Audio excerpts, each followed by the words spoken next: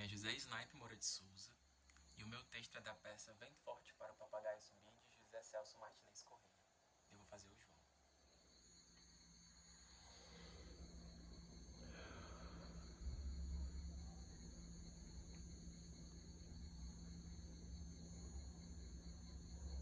Quando o tempo começou a mudar, eu senti que alguma coisa começou a acontecer dentro de mim. Eu tive a impressão de que a tempestade ia ser dentro de mim. Eu comecei a ficar perturbado. Eu tive medo. Muito medo, Ricardo.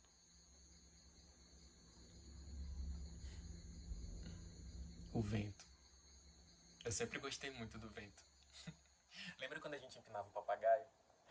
Era bom quando ventava. Ali enrijecia o papagaio, parece que ia se escapar com o vento. Todas as suas forças parece que eram empregadas em se escapar das nossas mãos. Mas nossos pés estavam fincados no chão. E a linha, apesar de invisível quase, era muito forte. Ricardo, eu vou lhe confessar. Eu queria soltar o papagaio. E sofria por não poder. Na verdade, eu nem sei porque eu não podia. Talvez porque vocês caçoassem de mim.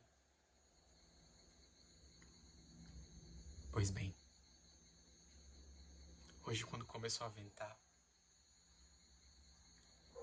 eu senti dentro de mim algo como um papagaio querendo se escapar. E eu comecei a sentir a rigidez da linha e aquela força que lutava dentro de mim.